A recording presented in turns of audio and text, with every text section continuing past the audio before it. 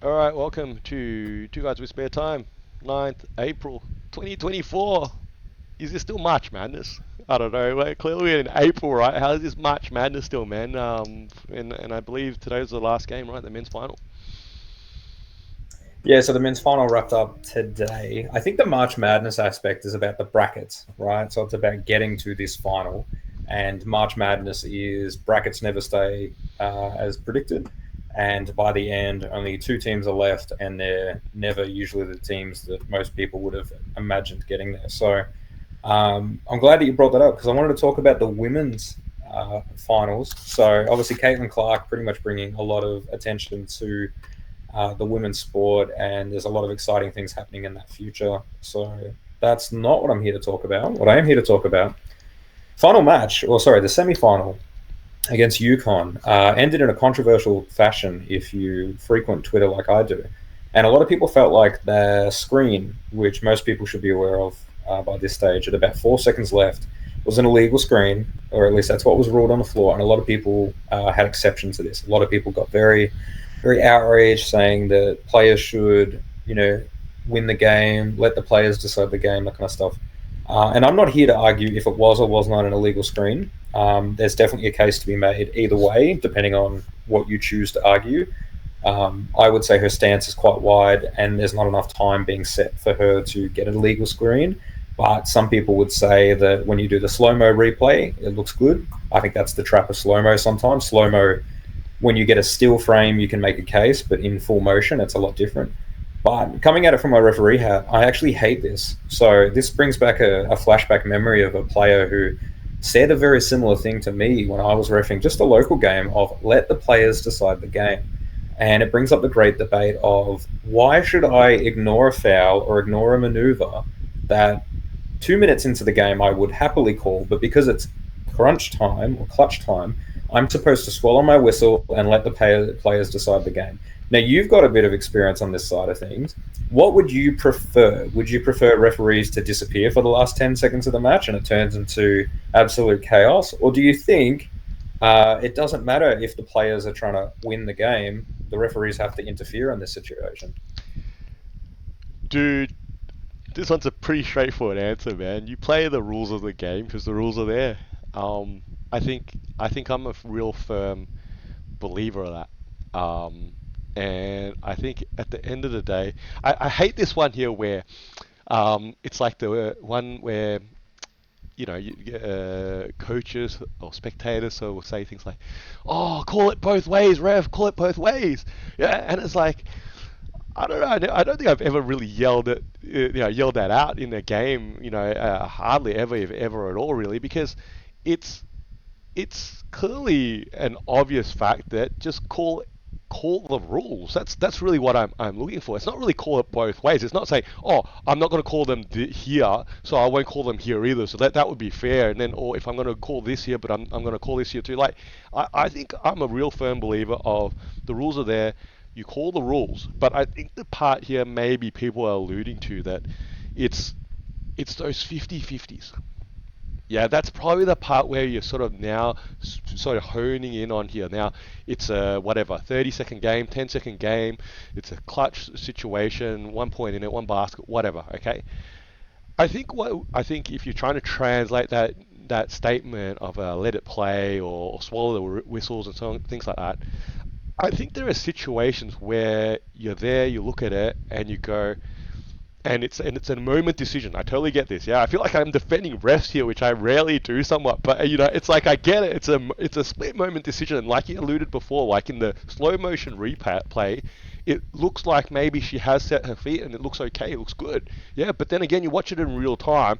Like you said, she's wide, and it does look like it's so 50-50. Maybe that's really what people are talking about here. They should have maybe let this game play and then not called this screen because it's considered very 50-50. Yeah, has she just set her feet just in time, despite the wide stance that it's not an illegal screen, or was she still moving and therefore that's right? The referees have seen, and that's sort of what it looks like in first glance, in first time. And guess what? You refs get one go at it, right? That's the reality. I get that as well. And I totally get that. But I think that's a 50-50. When it comes to a 50-50, do you call it or you not call it? And I think that's a part where, again, maybe I would have given you a different answer 20 years ago.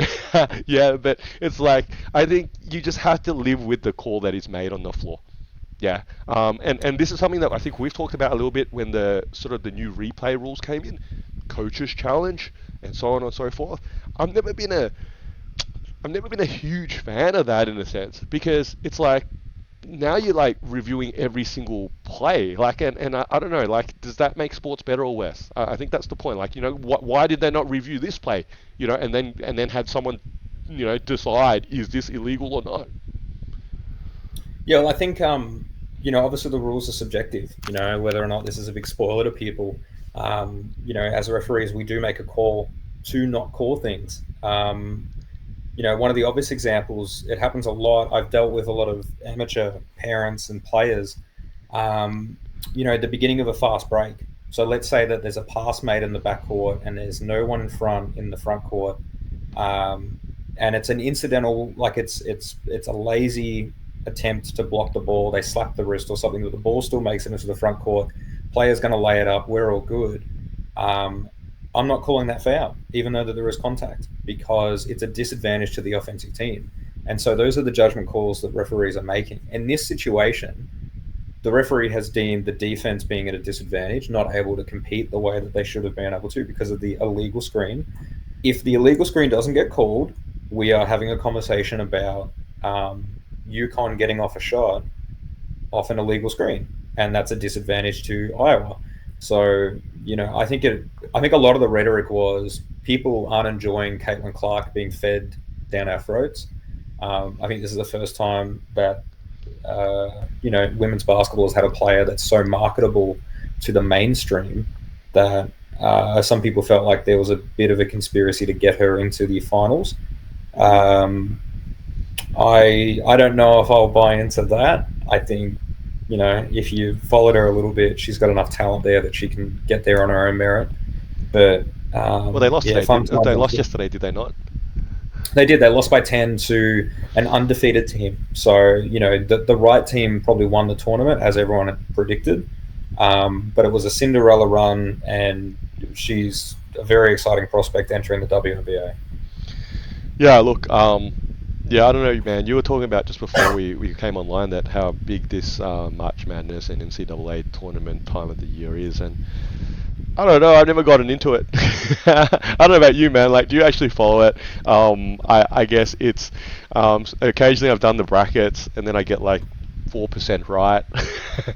Maybe that's why I don't really get into it. Clearly, I don't know. And look, I guess at the end of the day, we know there's these are all the upcoming talents that's potentially going to enter the league from this pathway.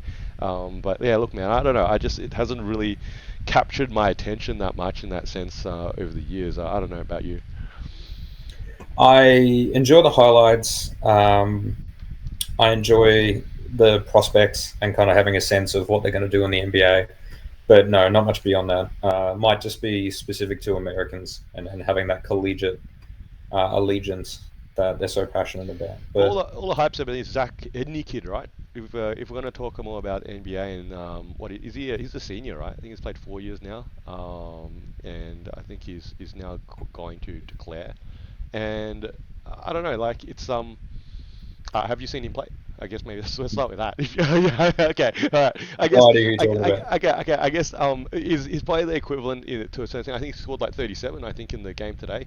And like I said, I told you earlier, I watched the highlights last 2 minutes. It was somewhat of a blowout, right? Double-digit win, ultimately to UConn.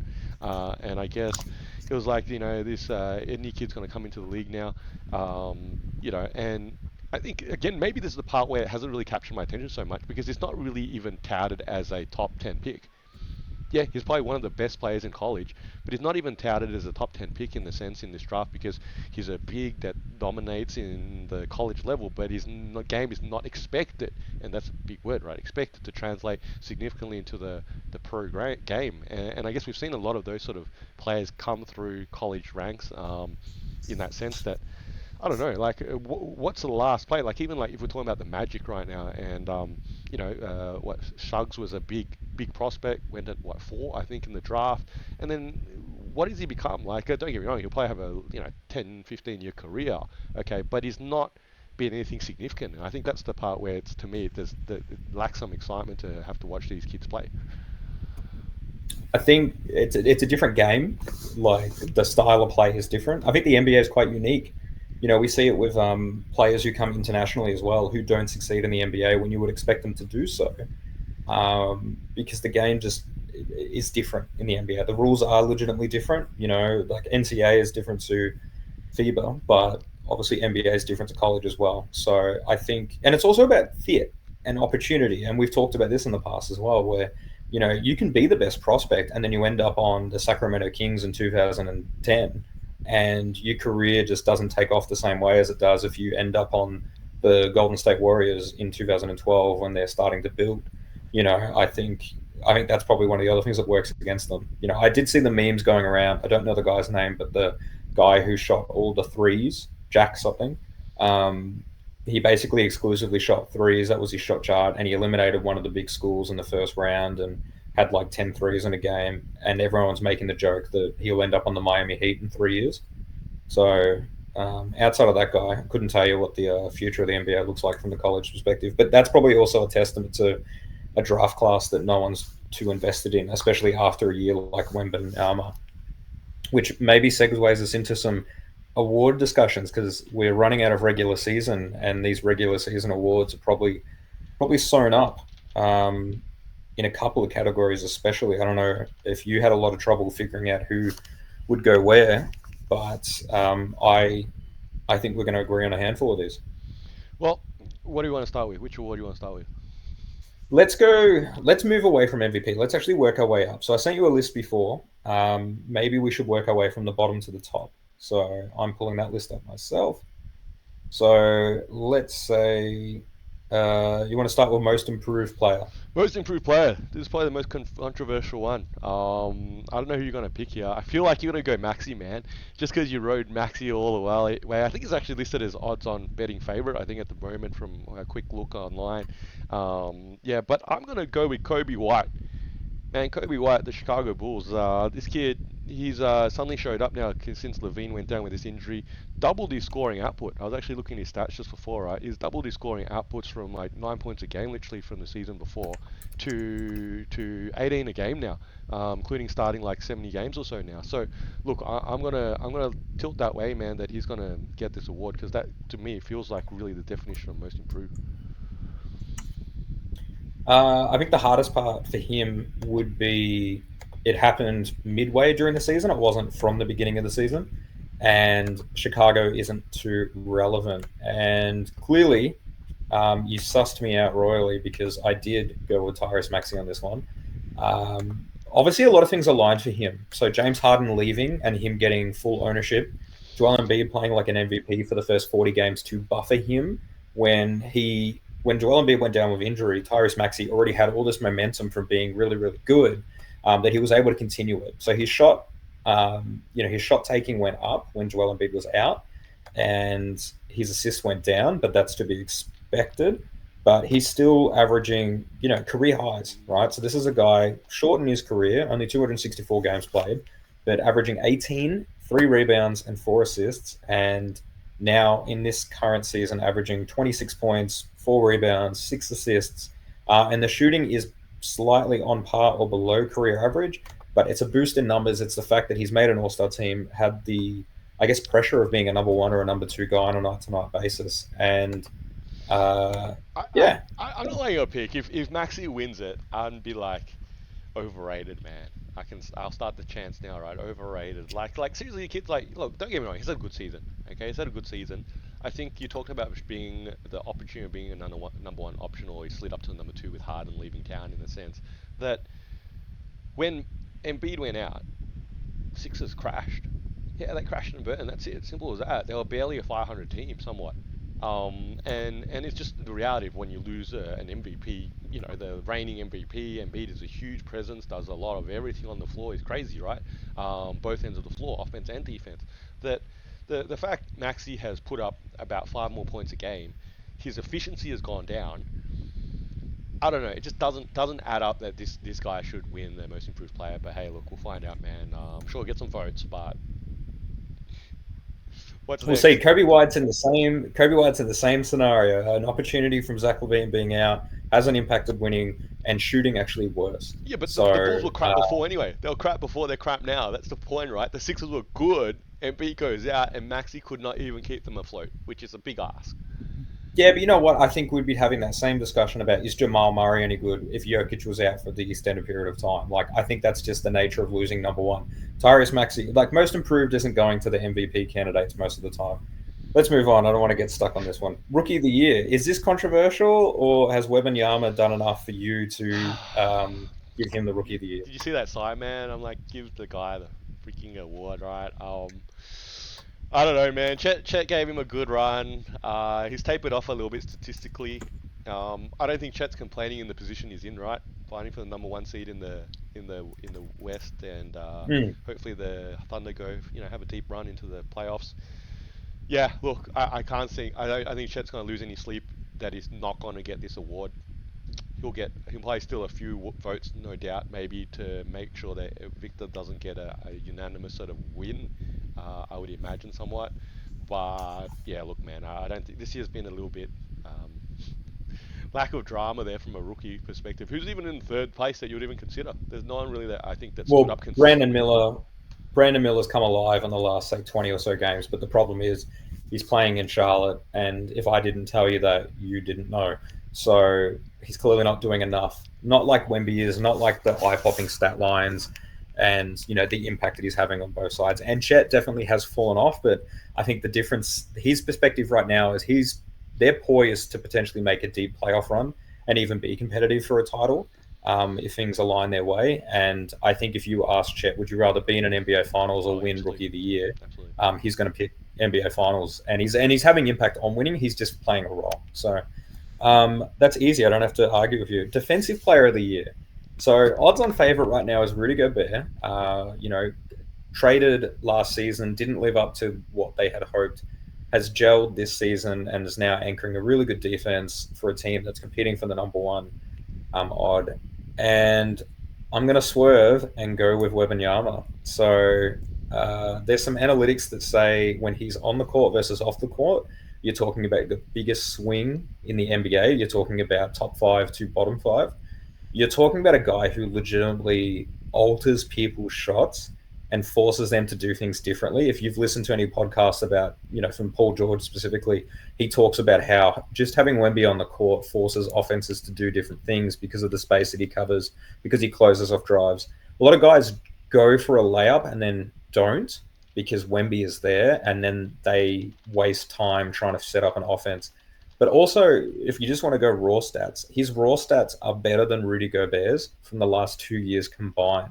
When we're talking about stock specifically, it's a defensive player of the year. And I think maybe the narrative has shifted away from that. And we've been giving it to an impactful defender on a good defensive team, which in theory is not actually what the reward is. It's a player who plays theoretically the best defense that they could play in the NBA. And I would make, and I hopefully have made, a strong case that says Wembanyama should be deserving of that award.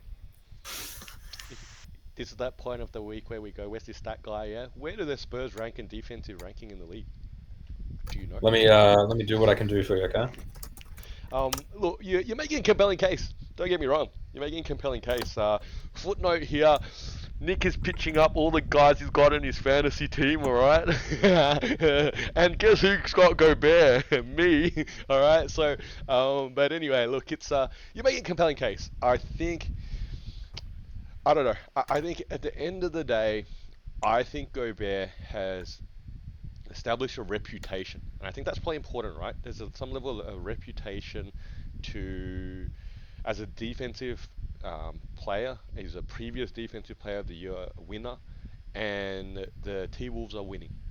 And I sort of ask about where the Spurs are ranked. I don't know if you've got that stat up or anything like that at this point yet, but the fact is that the Spurs are not winning. Like even if the Spurs were like ranked number one on defense, which no doubt they're not, okay. But if they were ranked number one on defense, Wemby's raw statistics are still not translating to winning yet. And I guess right now, I'm sure we probably both feel fairly confident that Wembanyama will win a defensive player, if not multiple ones, probably by the time he's said and done. Yeah, his career's said and done. Yeah, I think that's probably a no-brainer somewhat. Yeah, barring an injury. Okay, but I think right now, considering where the T-Wolves are, where the Spurs are, where Gobert is an established defensive core player, and the reality of the T-Wolves season versus where Wemby is coming into the league, I'm sure he'll get a few votes, but man, I don't think it's gonna break in yet at this point, man. I'm still gonna lean Gobert, man. That's my vote. No, look, it is a safe choice. I'm getting hit with the. You can read this article if you sign up with this link. But one of the numbers that came up from a very quick Google search here, defensive rating with him off the court 123, so allowing 123 points per 100 possessions, and then that goes down to 117. So it's a drop off of 6, and that's just for Yeah, one player, but where's which that rank in the league? I doesn't guess sound like a lot. I guess what I'm saying is that what is the Spurs defense in the league? Yeah, that's a number between 1 and 30. Yeah, and I can't say it's probably a top 10. I'd imagine it's not a top 10. I think it's more what he's been doing, especially recently as well. But look, I am making the case because we'd be too agreeable for the last like 3 in a row. Let's do coach, which I don't know about you. Coach of the year very defaults to the best team. So the best team is Boston, and so therefore Joe Mazzulla should win it. But that's not how coach of the year has worked recently, and narratives become a really important thing. And I think the narrative that stands out to me is Mark Daigneault from OKC basically having a highly competitive potential finals bound team with an average age lower than some of the college teams that are competing in March Madness. That is a young team who might be really specifically based off personnel, but he's getting them to work the way that they need to. With Josh Giddey having a bit of a fall off and him being one of the big three, so to speak, Jalen Williams comes in there and slides in. Jalen Williams now out of injury, and Shea also out with injury. But the big thing with the OKC is they keep finding ways, and the role players like Isaiah Joe and Kenrick Williams, they look really, really good. And coaches like Eric Spoelstra and Greg Popovich have proven in the past that if you coach well and you set up good schemes, everyone succeeds in your system. And OKC currently have a lot of guys that a lot of people didn't know about or didn't even think about competing at a really, really high level. And the fact that they're, 22 and a half as their average age, I think is pretty impressive that they're number one bound or competitive in the West. And that's why I'm giving it to Mark Daigneault. Hey, look, it's a good pick. I'm gonna go Chris Finch. Um, I've actually got some T Wolves love right now. Here's the pitch. I'll share at the end actually. Okay, but it's like I'm gonna say the T Wolves here are gonna potentially get a few of these awards. I guess these season awards, and I've got them winning the coaches award there. Chris Finch there in Minnesota. Look, don't get me wrong. Mark Daigneault's gonna get votes. Yeah, Missoula's probably gonna get some votes too, no doubt. Um, I think Udoka, the Rockets, going to get some votes too. Yeah, they've had a fairly solid season for where they are, and although they're not going to make the play-in or playoffs in that sense. What's his face? That Jamal Mosley. Yeah, Orlando, man. We're sort of looking. We're potentially finishing top 2 in the East. That's a whole another joke in itself, yeah. But that's another story in itself, man. But hey, look, great. All right, happy for him. All right, happy for the Magic in that sense as a Magic fan. But it's I'm going T Wolves here. They had to navigate Cat's injury. Yeah. Their ceiling was probably never this high. Maybe that's something to really consider here. The ceiling was never this high, and the fact that they've gotten to this point, and there's still sort of a coin flip who's going to finish first in the West. Yeah. Look, and I guess that's why I'm going to tilt that way. Who knows what this last week or a handful of games left will sort of pan out and where each team actually ends up being seeded. I think they've got a game against the Nuggets, I think, yeah, and I think that's a pivotal game, I think. Yeah, man. So look, we'll be interested to see which way it goes. There's a lot of important games. There's a lot of important games coming up. So OKC currently sitting at 53 and 25, whereas Minnesota and Denver are both 54 and 24, respectively. I don't think OKC will get that number one spot. But yes, you're right. Those games between the top 3 are going to be incredibly important. I don't hate the pick either, right? Because you're talking about managing a young superstar in Ant, managing the injury of a superstar in Cat or All Star, if you just want to take it down a notch there. Obviously, getting Gobert settled in after a season where we kind of saw how bad it was. But you know what? You're talking about two teams, OKC and Minnesota, respectively, who were both on the outskirts looking in last season to being the top dog this season. So it's going to be a hard vote to split. I would actually be quite surprised if either one of those coaches comes away with a big majority. I think there's a lot of cases to be made, and uh, that doesn't even reference Mike Malone. I feel like Mike Malone's never going to get the credit that he should get because Jokic is on his team. Um, and then you could also make a strong case for Orlando and the fact that they're an incredibly young team. Mm. And, we talk about OKC. There are only 7 wins behind them. Yes, they're in the East, so they look a bit better, but, they're also at the top of their respective conference, young team, etc. So, I think if you're betting on this race here for coaches of the year, it's going to be the closest one out of all these awards. Yeah, I think yeah, could good swing call. anyway. I like it. Let's talk about one that's always difficult to pick and always open. It's the six man of the year, and I mean this. The hardest part of six man of the year is who is a six man because injuries occur, starting lineup shuffles occur, and I know that previous winners have played or started like 20 or 30 games. I think odds on favorite right now is Malik Monk because he conventionally fits that role. He never really starts, and he's always coming off the bench and scores a lot. But I'm gonna jump on your Minnesota bandwagon here, especially watching Naz Reid intensely the other day and basically being disappointed that he wasn't on my team. Naz Reid really playing that backup forward slash center position, Mm-mm. and then slotting in for Cat. I think sometimes the six man of the year gets amplified because they get a starting role and they get more minutes to show that Mm. what they're doing in limited production is real. And I don't think he's going to accumulate enough games starting here for that to work against him. But are you staying on the Minnesota train or are you jumping off now? Yeah, man, you got me. And I got Naz Reid as six man of the year here. He reminds me. Remember that guy Montrezl Harrell? Yeah, Yeah, yeah. you just like sort of just beast on the block, points, rebounds, high percentages. Naz will shoot the three as well, which has been a real bonus for me, right, in my fantasy team. But yeah, it's I got Naz Reid, which literally gives me three T Wolves picks right now. Yeah, which goes with my fourth pick here. Is that they're not going to get out of the West, yeah? They're not going to get out of the West. This is the much T Wolves love you're going to get from me, man. I think they're going to get a few of these awards. I'm picking three right now. That's a good sweep, I think, of these end of season awards here. But I think they're going to fall short again, especially without Cat at 100%, somewhat coming back if he even comes back in this in the playoffs. But hey, look, man, still a positive season, no doubt, for the T Wolves. In that sort of sense, and whether they can build on that or not, well, that's another story. Well, the hard part for them is building on it is very contractually bound. They have big money tied up to, a lot of their players. Even Nas Reed on a pretty good contract, but your front court's costing you like 100 million minimum. So I mean, I feel like their general consensus is they'll probably move off Cat, especially considering that they've had now sample size without him both last season and this season, and they seem to do okay. And you sell well high, but that's probably an off-season topic that we'll touch later on. Let's do the MVP. The odds-on favorite is Jokic. Joel Embiid was limited in his games played; otherwise, he would be making a strong case. And then Luca has made a bit of a push recently. And this is where it becomes a little bit of a challenge. Does Jokic win yet another MVP in which all he's doing is what he's done every other time? He's not doing anything historic this season, not like other seasons where he's had the weird shooting and the stats and the record.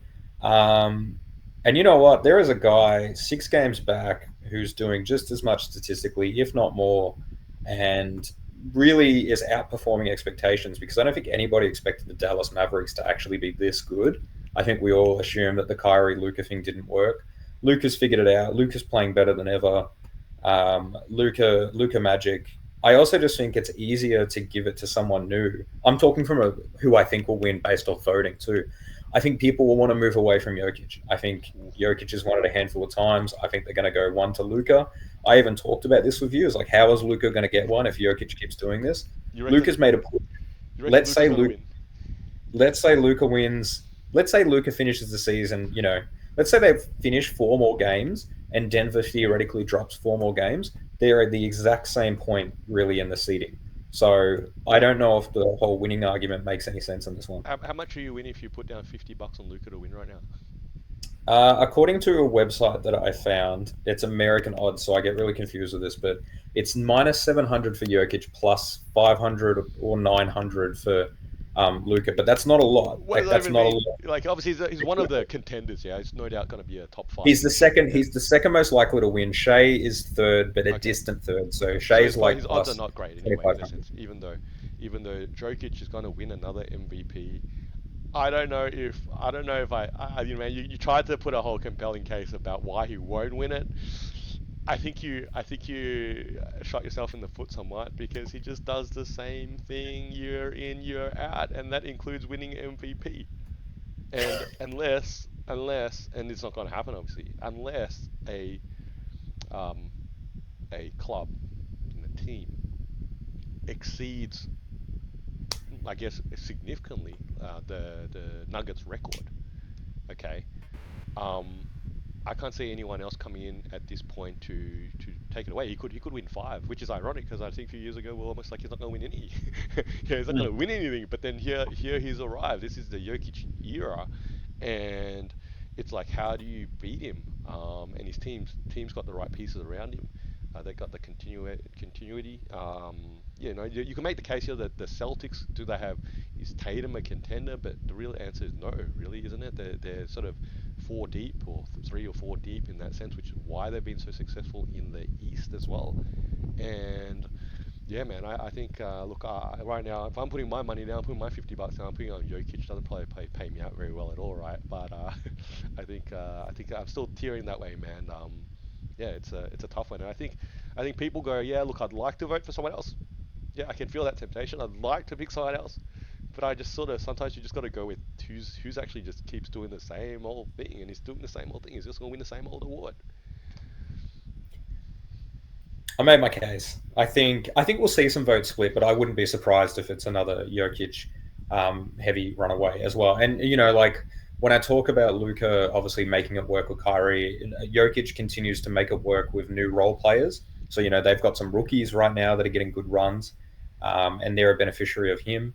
And the fact that Jamal Murray's been out for an extended period of time and they haven't really missed a beat, they're all strong cases for him as well. Um, I think it just keeps adding to his trophy case, which he doesn't really care about because he cares about winning. And that's my segue into our fantasy Wait. chat. Can we go 5 more minutes Oh, here on this season before we jump into fantasy? yeah, all I right, guess cool. actually I got two more things I want to put on the table here with you. Okay. Firstly, let's talk about my Orlando Magic. Yeah, I chose this one out of out of my wardrobe today. I thought I'll put it on. Well, like one game out of second in the East. That's actually crazy. Yeah, I sort of said it was a Mm. joke because I still think it's a joke. And I don't know. All the Magic fans have tuned me out because apparently this guy's a hater. But whatever, I don't care. All right. Clear. I go for the Magic. I would love us to win the championship. Hell, can we go all the way? That would be great. Could we somehow upset the Boston No, Celtics and win this all, even no. if we're on the opposite side of this bracket here and meet them in the conference finals somehow? I don't know. Okay, but here is my topic here. What if we had not picked Anthony Black and Jet Howard? Yeah, isn't this what I said at the start of the season? And literally, I think yesterday I pulled up the stats here, man, and our last two lottery picks averaged about 5 points a freaking game between the two of them in a position that we're already loaded at. Yeah, with Cole Anthony obviously coming off the bench behind Suggs, okay, and obviously Fultz was filling that spot there as well. And then we got Gary Harris getting minutes because if you want to win, you need some vets somewhat to sort of have that steady hand, right? Makes sense. Isn't that the formula? Unless you're OKC, right? You probably need some balance of rooks and vets and talent and meshing and experience together to get W's, right? And I guess if we look down this list here, man, like I know it's not a hugely deep class last year, yeah, but I guess if we're just going down this list a little bit here, like we're talking about like just picking some guys that just not necessarily guards, man, like that, in that sort of sense that what if we'd gone with Derek Lively? Yeah, what have we got? Derek Lively. He went number 12, right? He was obviously, we skipped him twice, and he's gone to Mavs, and he's making an impact as a big there. Imagine him as our sixth man. Yeah, coming off the bench behind Bankero, and obviously like Wendell Carter in that sort of sense. We obviously let Bol walk, yeah, and no, who actually is playing behind them in that depth position, right? We've sort of gone to a lot of players that aren't not well known or proven in any way, shape, or form in that sense. Um, and I guess if we sort of scroll down this list again, we got Excuse me. even players like with the kid in Miami, right? I can never say his name. Can you say his name? I don't want to say his name. How do you say his name? So it's spelled like Jamie, It's but like everyone pronounces it May or something Miami, like Jaime, I May. Hackers. Yeah, yeah. How about that kid? Yeah, or even like Podziemski in. I know he's also like a guard, but these guys are experienced players. I think this is the part where we drafted two young kids here that have not contributed anything, okay? And they haven't improved their trade value in any way, shape, or form either. And like we've literally wasted two picks here, somehow nearly or potentially going to end up in the second seed in the East, and then we still have to pay people. That was my whole gripe, right? We're gonna have to give someone a crazy, six-digit, contract there. Or sorry, like $100 million contract there, right? And man, I look, I'm like, let's enjoy this for the moment for Magic fans, right? But I feel like we're already sort of seeing why we're where we're at and why we haven't gone any further than we have so far as in getting a championship ring yet at this point, right? I mean, I think what you need to do is you need to look at Jalen Suggs, who's kind of turned into a defensive guard for you, and we wrote him off 2 seasons ago, and he really hasn't done much since that. And when you compare him to his draft class, he hasn't lived up to expectation. I I think this is the hard part with being young is that these two players might settle into a role that is beneficial to supporting what Wagner and Benkero do. That's the problem.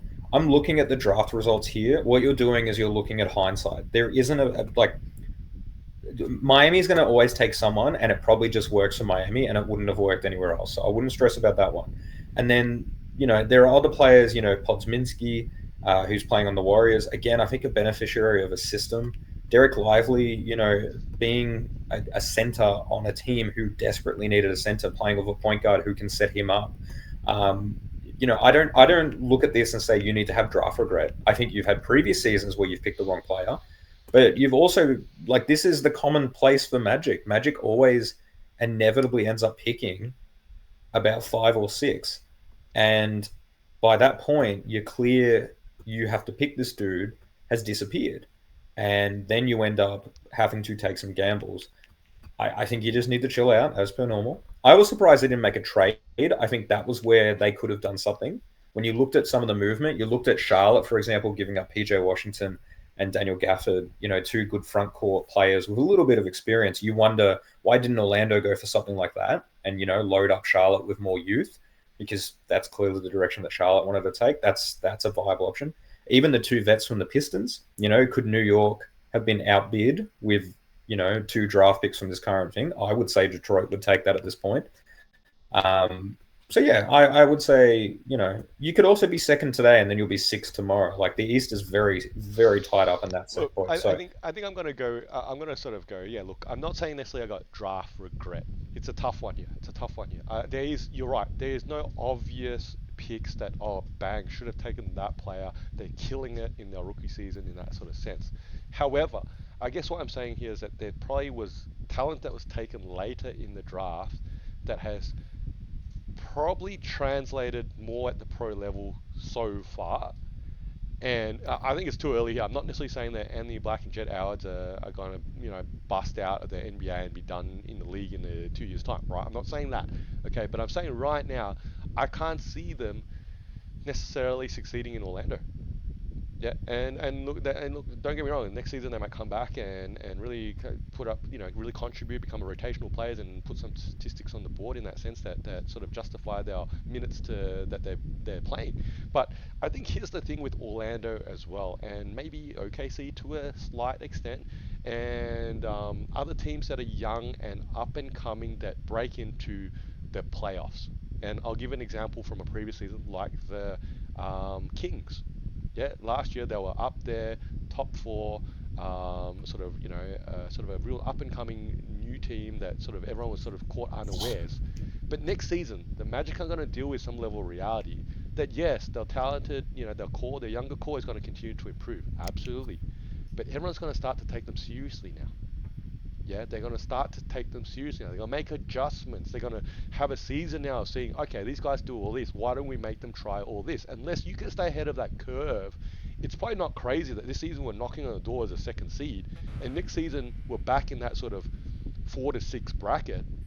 Yeah, all right, if we haven't taken those steps. And that's a big if. Don't get me wrong. I love that. Hopefully everything just falls together. And hell, Banchero comes back and he suddenly puts up better numbers, shoots better from the perimeter, and everyone develops in the way that you hope them to develop. Yeah, that's true. Okay, but I think there's a level of reality that Memphis I think felt that as well a few years ago. Yeah, they were that young up and coming team. And they've obviously self-sabotaged themselves in a sense in many ways in the last few seasons too. But people in the league made adjustments to how to guard them. Okay, and I guess it'll be interesting to see how they go next season. I like your point about the youth reality check. I think that's just a rite of passage. I think there is a lot of teams that catch teams off guard. I think Indiana was one of those teams at the beginning of the season, and if Tyrese Halliburton didn't have the injury, I think they have a better record because they continue to catch teams off guard. But people make adjustments. People figure out your tendencies, especially young stars. Paolo's leading the Orlando Magic in most statistical categories. Defensive schemes next season when he plays them, or even in the playoffs, we'll start to see it. Paolo is going to be made to feel uncomfortable, and he's not a tough shot maker at this point in his career. You referenced the shooting woes, and that's going to be what kind of does him in. And that's the other thing as well. You see teams do things in playoffs, and then other teams steal it. So there was a real big rhetoric going around when Indiana played the Lakers in the in-season tournament that teams figured out how to play Indiana because that was a game with some stakes, and so Lakers employed a strategy that they wouldn't have normally in a regular season game, which I believe it was. I think it was just blitzing Tyrese in the backcourt. I think that was the idea of it, so that he couldn't initiate the offense, and that kind of threw off what they were trying to do, and it forced him into some bad shots. And now other teams have followed the same exact strategy because it works, and that's kind of what separates good teams, great teams, finals contenders, etc. Is that we know what Jokic wants to do, and we know, some teams go, oh, we're going to make him score tonight. Okay, well, he just dropped 45 on us and he's won the game. Oh, we're going to make him a passer tonight. Well, he's got 16 assists and he's made everyone else better. Like, that's the difference between great players and good players, is you can force them into something versus you kind of just have to take what they give you and you try to go around it. So at least your Orlando Magic look locked up. My Phoenix Suns are currently trying to avoid the play-in at this pace, so... Well, hey, let's go to fans, man. You wanted to go there. Man, we're like final week. Let me bring it up. Let's share this screen here. I'm up 6-3. Can I talk through? Because I'm gonna be honest with you. You go first. Monday was a rough day. So Monday we had 2 games of NBA Live in the house. I was watching them. I was just cursing everything that every one of your players was doing. I'm going to talk through the Tyrese Maxey. There's a lot to talk through here. So I left Tyrese Maxey on the bench. I left him on the bench for the following rationale. The previous game, he only played the first half against Memphis, and he only had like 7 points and 2 assists, and he's been dealing with hip soreness. I left him on the bench because the games were beginning at about 4 a.m. or 5 a.m. in the morning, and I wasn't going to be awake. So I left him on the bench and put in Tatum because I felt like Tatum was going to play, and then Tatum ends up being out. That's just the joys of fantasy, especially at this point. It's a very interesting week. We have a day off today. We got games tomorrow, and then we have another day off. So we don't have many days left of games, but some of those days don't even have games. And the days that do have games, it's a full squad, and you're going to leave someone on the bench. Correct. You left Gobert on the bench. Correct. When if you had that time over, you would have got Alex Caruso out of there because he didn't end up suiting up. Correct. You would have noticed that I've made some decisions because I am aware that if we follow the same trajectory, I am going to lose. I'm currently down 6-3, and I am going to lose. At this point, it looks like it's going to come down to these categories that will make or break my success. 3-point percentage, steals, blocks, and turnovers. Those are the four stats that I need to prioritize because I assume that I'm going to hold on to assists. I assume I'm going to continue to outscore you. I assume that you're going to hold on to your field goal percentage, and I assume you're going to hold on to your rebounds. You've made some very good pickups. Some of it, like I don't want to call luck because luck's disrespectful, but when you put Naz Reid in, or you pick up Naz Reid and he has career games because Cat ends up going out and Anthony Davis stops playing in the first quarter, so he doesn't have the defensive thing. That's just good timing, right? And it's bad timing for me that Tyrese Maxey sits on the bench. But I've made a lot of changes. I dropped Miles Bridges. I dropped Miles Bridges because he's hurting my percentages and he's not giving me any stocks. That was one rationale. I dropped Paolo for the exact same reason. I dropped Jared Allen because he's giving me good percentages, but I don't need field goal because I can't compete with you on field goal. I need threes, and he's not giving me stocks. I can't win rebounds, so I gave up on that. And I actually dropped someone else, and I can't even remember who they were at Drop this point. Bankero. I talked about Benkera, I talked about Miles Bridges. Um, I think I dropped one of my like, Let me pull it up for you. I dropped Jalen Duran. Yes, you Um, did. Yes, you did. he got smacked in the face in the first 5 minutes of me having him on my fantasy team, and he has not been the same. And that is hilarious, but it's just poor timing for me. I've picked up the following players with the rationale that I am trying to just chase stocks while also reduce the amount of shots that I'm missing per day because I've got plenty of other guys on my team that are going to happily take some shots. I picked up Isaiah Hartenstein. Knicks are surging. That's why you've stacked your team with the guards because they don't turn the ball over much and they seem to shoot really well. Now I'm going with Isaiah Hartenstein because I'm hoping he gives me 2 blocks and 2 steals. Same with OG. OG is back. Had low minutes in the first game, high minutes in the second game, and a high amount of stocks. I went PJ Washington. I went PJ Washington. So PJ what Washington. everyone is listening to right now is that you've gone desperate. That's what it's translating into, isn't it? You've gotten desperate, Nick, and I get why you gotten desperate, but you're just crossing your fingers now, man. You're crossing your fingers now when you're talking about PJ Washington saving your season, man. No, I think look the way that I view it is I need stocks. I need stocks. That's what I need to stay competitive with you. I'll probably lose blocks. You will outpace me on blocks, but I actually lead with steals. So that should be the category that I come back in. And that's what I hope. Um, the other thing that I'm hoping is I have addition by subtraction. Not having Paolo Banchero and Miles Bridges taking shots, perimeter shots, will bring up my 3 point percentage naturally. I also we could wake up tomorrow and Devin Booker shoots 10 threes of 11. That's going to be really helpful. I could wake up tomorrow and he shoots 1 of 11, and that kills me. It is going to come down, like every game's going to be important for us, which is very exciting for literally just us two, but it's very exciting nonetheless. Um, it will, and the biggest thing will be we are both going to leave people on our bench, and is that going to be the difference maker? Because you obviously had a semifinals where someone did leave some people on the bench, and that ended up being the difference in stats. And there's a bit of hindsight that would have been good. Obviously, I have 52 points that I left on the bench. If I lost the points category, that would be a very difficult pill to swallow. But ultimately, that's not due to my own negligence. That's due to the gamble that is fantasy management. And it's probably the first time all season that we've had to actively do this. And, I reflect on it myself, and maybe leading the entire season, I got a little complacent, a little comfortable, and I didn't make some adjustments. And, you've been the king of adjustments the whole time. So we obviously have a week to go. I don't want to crown you the king just yet. Oh, look, I'm still very. I ain't crowning no one a king just yet. You touched on all the facts of our situation. It's gonna I come thought down about it a to lot. it's gonna come down to some key personnel choices because I believe there's 3 more days with full games or like many games on the slate, so we have to make some decision on who will play and who we don't. And then there's a couple of days I think remaining of like sort of half schedules where it's now a matter of decision on who we may drop still and who we may pick up, right? And and then it depends on how these players perform. No one's got that crystal ball, so I ain't crowning nobody yet. But I guess from my position here, um, I'm feeling alright, man. I love the fact got you sweating, man. I love the fact you went in, gone crazy and dropped ball players and gone and had to try and get these steals up and trying to think about your percentages. I guess, man, we've talked about this throughout this season, right? I've played from behind all season. You swept me in the season record. Yeah, you beat me every single round, man.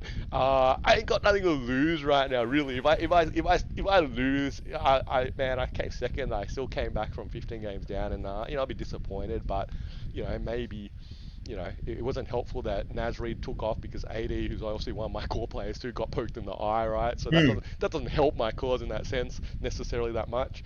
Um, but look, at the end of the day, like you said, man, I've been a bit of luck, but I've been trying to pay attention. Like you mentioned Hmm. before, Knicks players are getting minutes, right? Because Tom Thibodeau plays everyone freaking 40 minutes a game, so they get minutes, they get opportunities, right? Just opportunities, right? And you talked about the stats that we're trying to win, those cats, and yeah, they're absolutely the ones I'm focused on. And I guess in part, maybe now in hindsight, you can see why I gave up Luca, because it was not relevant to me in the bigger picture here that um, I think the players that I picked up for him are actually helping me, including Brunson going off at 61 points recently, right? But Brunson Hmm. and Chet Holmgren, for a Luka trade, does not seem really balanced on paper. But in a league where we're trying to win, a fantasy league where you're trying to win five cats, right? You're trying to win five cats. That's it. Five cats gets you that win right now in this last round, right? I'm feeling like I did okay making that decision here. And there, man, I got you sweating. We'll see what happens. We're gonna make some decisions. You're gonna have to make some decisions. Fingers crossed. Hey, maybe you should set your alarm at 3:50 a.m. then. If the tip-off's at 4 a.m. Hey, there's I think on the a... on the Sunday, on the Sunday, which I think is my Monday, I have work, and depending on what the stats are, if by Sunday it's a foregone conclusion that I've lost, I'm not sweating. But if I can still win it, then you better expect to see a green dot when I come online at 2:58 to make sure my lineup's ace. I'm glad that we're having a close one. I think I don't know about you, but I often look at my stats in comparison to other people to see how I'm faring for the week. And you and I are leaps ahead of everyone else. So if either of us were matched against anyone else in the league right now, it would be a foregone conclusion that we would be winning. And that's probably less interesting. But also, I'm losing sleep and I'm really stressed. So, it's a debate, isn't it? And I'm chilling. I'm the Miami Heat from last season, man. Yeah, come play for the play-in. Don't worry, I got all the way here. I just have a crack at this. If I lose, I lose. I lose to the team that won 100 games and swept me in the season. And you've had some good picks, and I gave you Luca as well. So there you go. So, but hey, look. Hopefully Luca comes out with another 10 turnovers and shoots, 1 from 10 from three-point land. And yeah, Luca is Well, it's winning by Wembanyama too. subtraction. Even Wembanyama with Seven gives me turnovers, I seven think. Yeah, blocks, seven but then turnovers. 8 or 9 turnovers. Yeah, Yeah, I I know. saw So that. I saw that. it's hard. I do think sometimes about team composition, and I think I probably have too many stars. I have too many stars like Jason Tatum, Devin Booker, Luca, who have the ball too much. Like I've lost turnovers every single week, and the fact that I'm even competitive with you is surprising to me, because normally this is a foregone conclusion that I've lost turnovers. So yeah, that's right. We need to stop talking about it because my heart rate's up. And You know what? That last point though, the turnovers. I was looking at that stat too, and I was like, why am I losing turnovers? I think I'm currently winning just right now. Yeah, I've got less turnovers in just yeah. just. Yeah, thanks Victor and Luca somewhat. But I think one area here, just for you to shelve for future seasons, man, is that maybe you got to consider when you're gonna stream, man. You got to maximize the streaming because I think that's what I noticed that why I'm losing turnovers. Oh, sorry, why my turnovers are up is because I've been obviously adding minutes because I'm streaming players this time round for this round, and obviously I'm getting more minutes, and more minutes means more turnovers. That's an inevitable part of basketball, I think. And I think you're gonna get to a point where you go, well, hell, what if I had just made that move one week, like one day earlier? Yeah, what if you made that Mm. move one day earlier? That, like you said, those points, somehow if you do lose points, you're leading right now by about 90 points, I think. So you still got a generous lead. But if you somehow lose that and then you go, man, I should have played Maxi. Yeah, but it's also the point that what if I had dropped Miles Bridges one game earlier and Yep. added that spot there? And these are all hindsight things, right? That's the beauty of sport. Good luck. Fingers crossed. Make sure you play Tatum. Play Tatum.